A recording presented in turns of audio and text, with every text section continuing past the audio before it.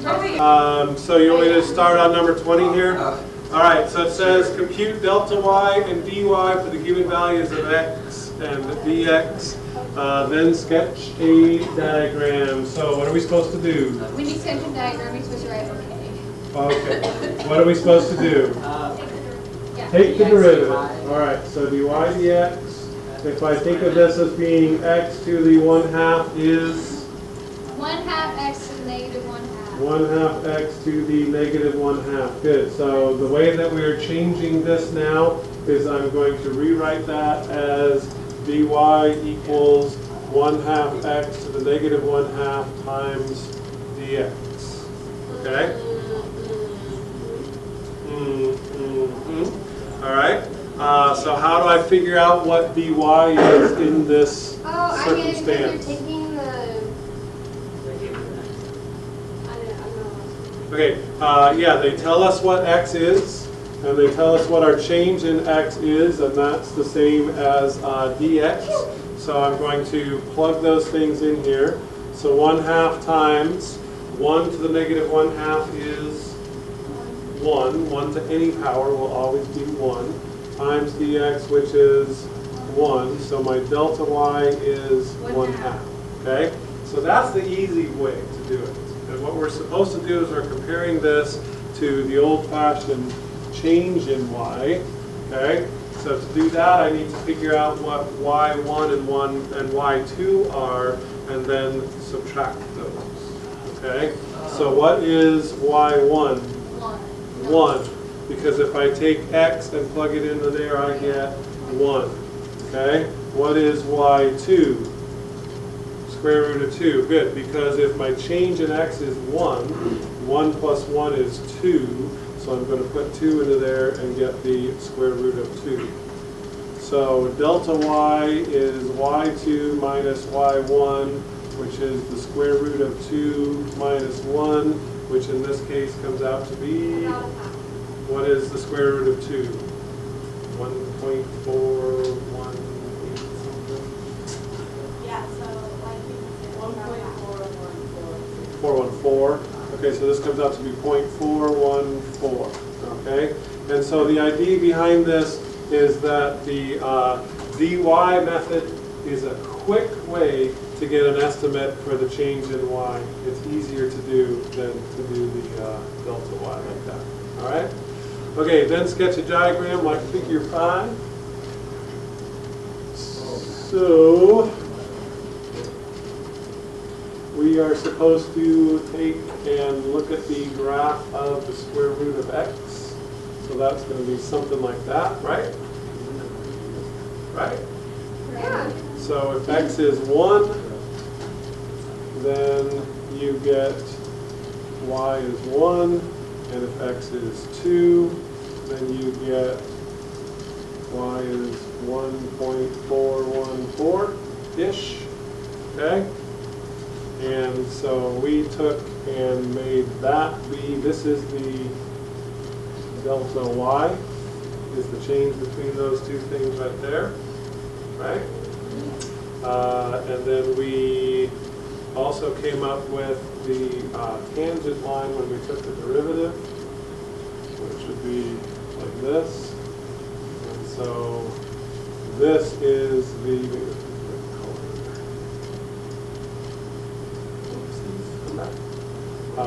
this is dy right there. Okay?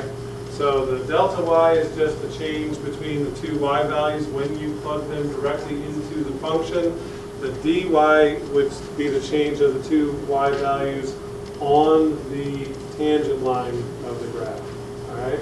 And then like we talked about last week, since this is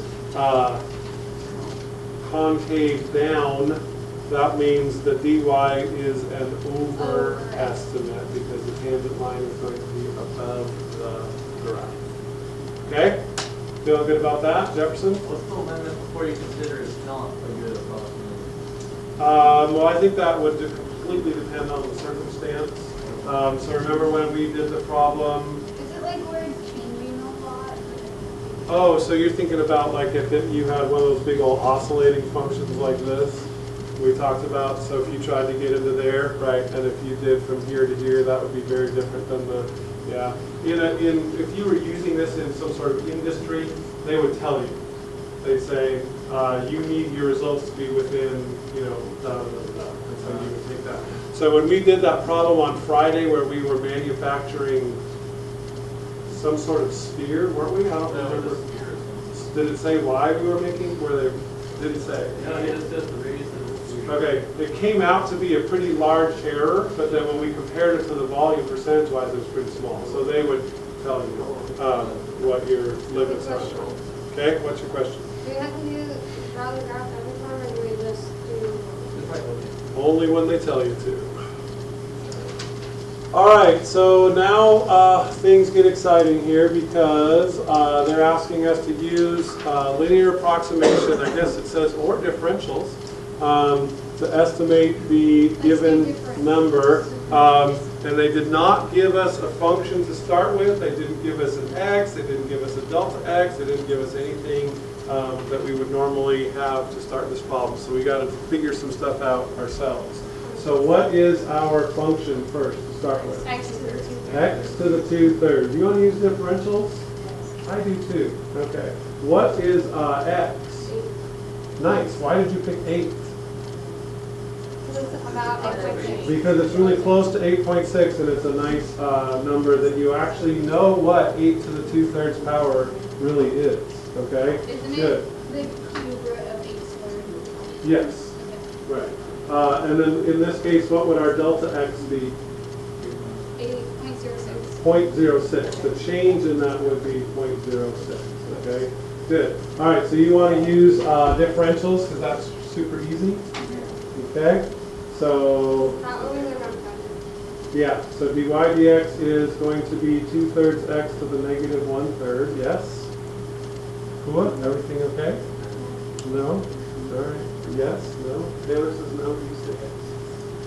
So that means dy equals 2/3 times x to the negative 1/3 times dx, right? And then what do we do from there? Plug the stuff in. So for x we plug in 8 and for dx we plug in 0.06. So 2/3 times 8 to the negative 1/3 times 0.06 equals, are you sure? Okay. Why do we get 0.06 for the changes? Because Gabby told us that x equals 8, but we want to figure it out at x equals 8.06, so that's a change of 0.06. Okay? So that's 2/3 times 8 to the negative 1/3 is 1/2 times 0.06 is 6 over 100, which is 3 over 50. So that is 6. I got 0.02. 6, which is 0.02. Okay, yep, good. All right, so good. So that's our estimate for 8.06 to the 2/3. So you have to add that? Yeah, we can say that's not right. That's, what do we add it to? So we have to figure out what 8 to the 2/3 is. And what is that? 4.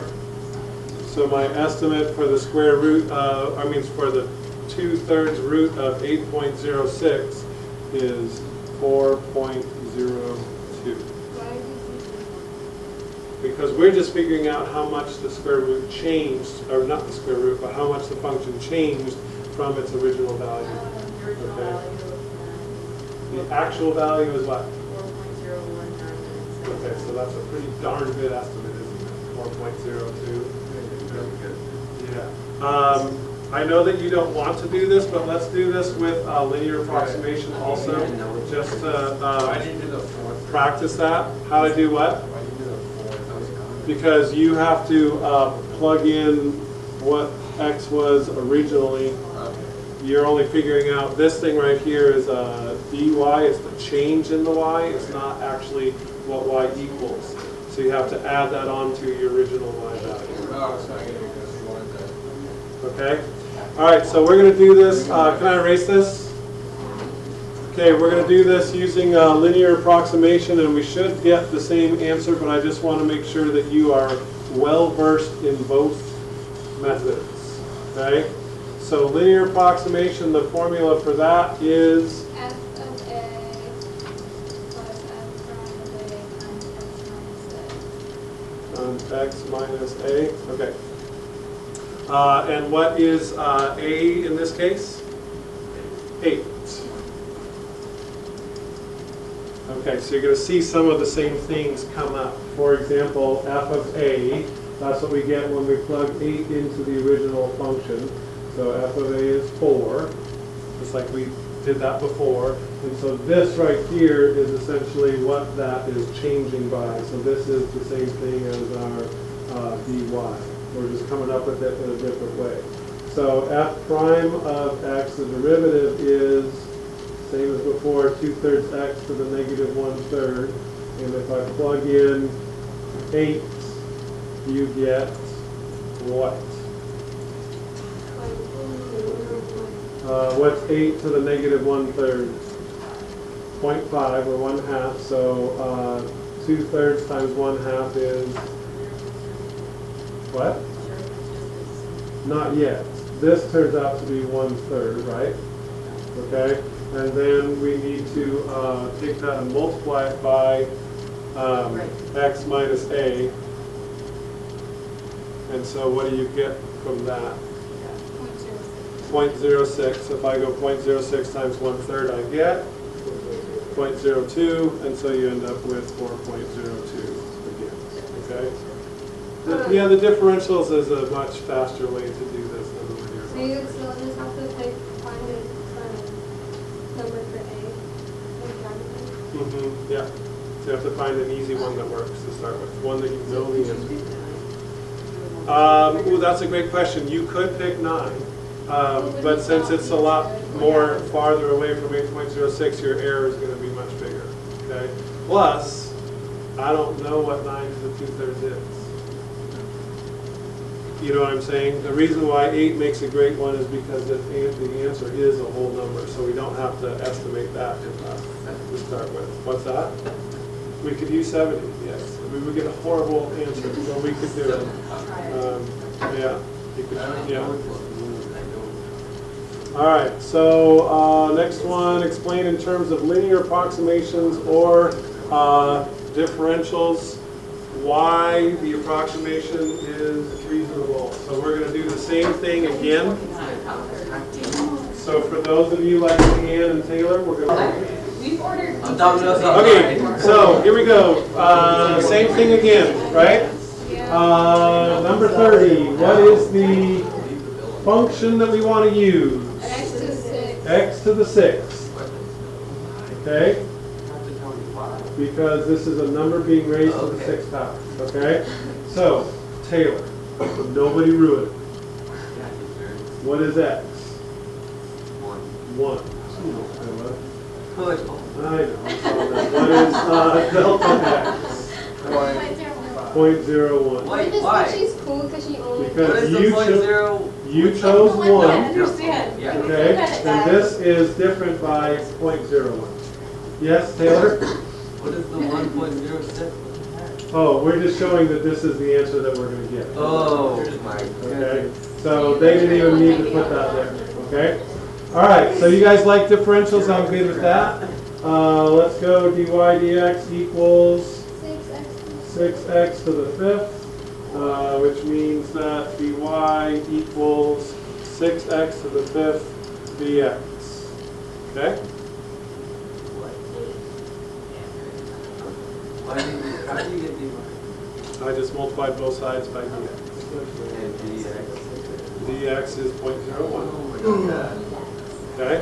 So dy is going to be 6x to the 5th, which is 6. dx is 0.01, so we would expect the change in value of our function between 1 and 0.01 to be about 0.06. No, we have to add it. Yep. Yeah. And then so if we figure out what f of 1 is, that is 1. And then you add the 0.06 on there, And then you put a little check mark and say, yep, that is a good approximation. That is a reasonable approximation. Oh my gosh, that's not too bad. Okay? What's the highest math class you took? Here? No, in college. There's differential equations and linear algebra. Okay. So you went way past calculus. Yeah. You never, Calc 1 is easy, but it's Calc 2 and 3 that are... Yeah, right. Calculus is the gatekeeper. Okay, the edge of a cube was found to be 30 centimeters with a possible error in measurement of 0.1 centimeters. Use differentials to estimate the maximum possible error. Uh-oh, I don't know how to do all this. The relative error and percentage error in computing the volume of the cube and the surface area of the Yeah, they cube. never talked about any of that. There's a good example in the book. All right, so you get the book open to that example and you walk me through it as I go here and you just tell me when I do something wrong. All right, first thing we need to do, since we're going to do the volume of the cube, is we need to come up with an equation for the volume of a cube, right? 30 square. Okay, so what is the volume of a cube? X cubed, that's why we say cube, okay? What is our X in this case? 30. 30? And what is our delta X or dx? 0.1. Okay? So, just like we did before, take the derivative. The derivative of x cubed is 3x squared. 3x squared. We're going to multiply both sides by Would it dx. be dx? Yeah, it is. Yes, it is. You can't So it just doesn't matter. Thank you, switch Taylor. variables. So that's going to be 3x squared times dx. So 30 squared is 900. 900 times 0.1 is 90. And 90 times 3 is 270. Okay? So that's how much the volume of the cube could be off by. So is that our maximum possible error? Yes. Okay, so our maximum possible error, the maximum possible error, you know it can be off by at most 270 cubic centimeters. Okay? What? 30 squared. Okay? All right. I can do percentage error. We take that and divide by 300 or 30 cubed, right? Yeah, well, that's relative error also. Oh, it is? The percentage error is when you get the relative error, you just use it as No, it's just not as a percent. relative error is just Okay, so the relative error, to figure that out, we're going to compare it to what we would like the volume of the cube to be if the edges were exactly 30 centimeters, okay? So the volume there would be 30 cubed, which is 27,000, right? 3 cubed is 27 and put on 3 zeros, divided by the maximum possible error of 270, and that very nicely comes out to be cancel what, 0.01? All right, so that would be our relative error, and then percentage error, you just change that to a percent and make it 1%. Okay, so then our percentage error is 1%. All right. So again, like we were talking about before, if you were in some sort of an industry, the engineers would say we need this to be within this specification or the airplane is going to catch on fire. And if you're Boeing, you apparently just don't pay attention to that anyway and say, yeah, it's close enough to worry about it, and then pretty much destroy your new fleet and reputation and bankrupt your company. Yeah, in your engines. now there's Right. another scandal that the engines might freeze. Yeah, I saw that. It's like, That's not a good thing. I feel like putting them being hot enough is No, No, now you have to I feel the do fire will service just Is that just on the new ones? Yeah. Yeah, The Dreamliners or whatever. It's because they didn't build all the parts in America. Right, I read that too. There was a long article about it in the New Yorker that they took and they farmed out all of the different Yeah. pieces. So there wasn't one person that was in charge of quality control for the whole thing. And so they got all this junk and slapped it How many together. did they make? Not a good way to go. I don't know how many. Do you know how many they made? I don't know. That is, that's some money. Well, like none of the American airlines have them, so you're. So we're going to be okay? Okay, part B, we're going to do the same thing, but this time it is with the surface area of the cube. So the surface area, I'm going to call it Y, so that I don't get yelled at for changing my variables. What's the surface area of the cube? Wrong. 6x Darn squared. it, I knew that. Okay? X is still 30, and bx is still 0.1. Okay? And so we just go through the steps again. Taylor, are you getting the hang of this a little bit? Okay, so we take, it's really not that difficult. You take the derivative, which is going to be 12x, multiply both sides by dx, so that turns out to be 12x dx. So 12 times 30 is 360 times 0.1 is 36. Okay?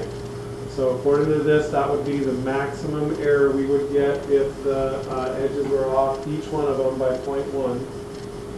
So maximum.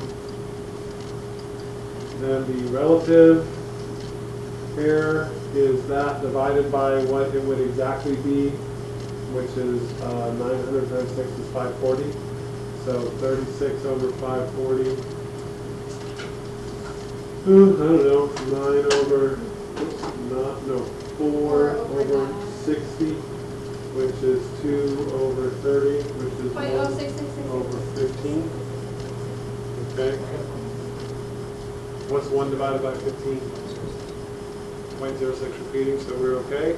All right, and then if you change that to a percent error, it's 0.06 repeating, so it would be 6 and 2/3%. Maybe 60, no. No, because he said 0.06. Oh, Okay, good thing you don't work for Boeing.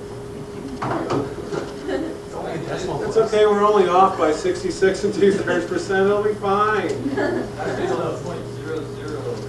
Oh, is it really? No. Yeah, because Hey, good thing I don't work for Boeing either. No, you get hired. I get hired? You get hired. So 0.006, you said? Could be 0.6.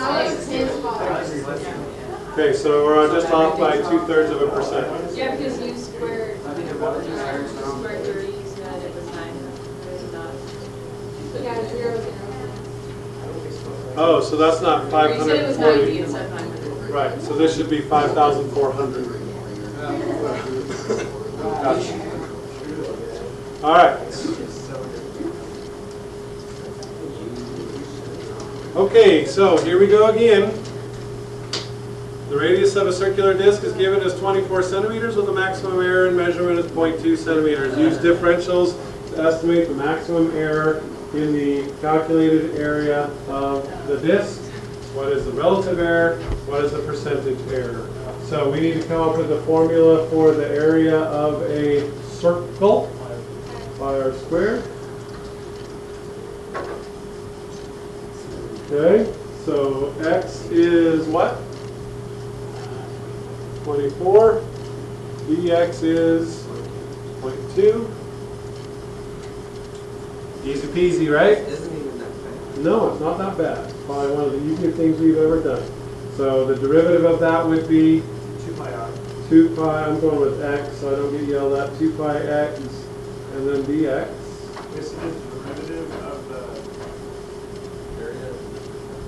Yep, and remember when we took the derivative of the volume, we got the surface area of the sphere also?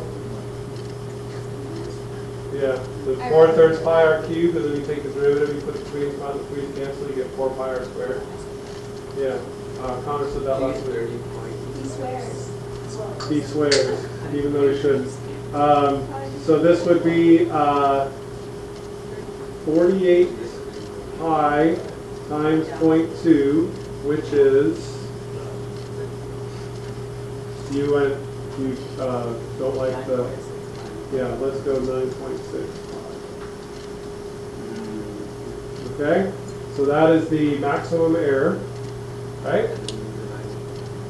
And then to get that as a relative error, relative, no pause for doing it. Raise all for one. Yeah, you just. What? Phrases are meant to raise all for one. No, that's one of my favorite lines from Horrible Bosses.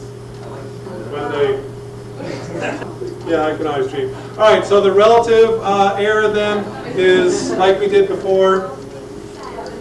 You guys can finish this up on your own, right? Relative error would be that maximum error divided by, 256. Thank you. No, Two. 576. How do you know that? Oh, because you have to double it. 576 pi, okay, which comes out to be some weird decimal. 0.0166. The relative error just takes that and compares it to what the actual thing works out to be. You take the 24 and plug it into your, okay? All right, so you guys can finish that on your own, right? Okay, is it the same? Oh, no, this looks a little different. Yeah. All right. What is this all about? Are you supposed to have big examples? No, this is, I apologize for saying this is a complete waste of time. These are all of the derivative rules that you know already, okay? The only difference is when we talked about the derivative of u plus v, we didn't say du plus dv, we said du dx plus dv dx, right? So since they are differentials, since they're differentials instead of derivatives, we have just taken that and multiplied it all by dx, so all those dx's cancel. What? Okay, so these are just all the derivative rules that we know already. The derivative of a constant is 0. The derivative of a derivative times a constant times or the derivative of a linear function is c. The derivative of the sum is the sum of the derivatives. Unfortunately, that's not true for the product rule, but this is just the product rule written without the dv dx. It just says dv. This is the quotient rule, and that's the power rule. So that is, what do you always write for the graphing rule? Okay. Okay. So we're done with that. All right. Last one. All right, suppose that the only information we have about a function is that f of 1 equals 5, and the graph of its derivative is as shown. Use a linear approximation to estimate f of 0.9 and f of 1.1. Okay? Are you ready? No. Okay. We are going to take, I imagine that we can do it with differentials, but that's not fitting in my brain right now, so we're going to do it this way. And we're doing this backwards. Okay? So what is a in this case? 1, because you know that f of 1 is 5, so that means that f of a is 5, right? Yes? Yeah. Okay. So then what is the derivative at 1? Look on the graph. It's 2. So yes, if I were to draw in a tangent line and estimate the slope of that tangent line, it is not 2. It's very far away from 2. Wait, but that's the graph of the derivative. Oh, you're right, you got me. It is 2. So they already, yeah, okay, you're right. All right, yeah, I thought it was -1. F prime of 1 is in fact 2. Good, okay. So now if we want to estimate f of 0.9, we are going to go, what? How do we do it?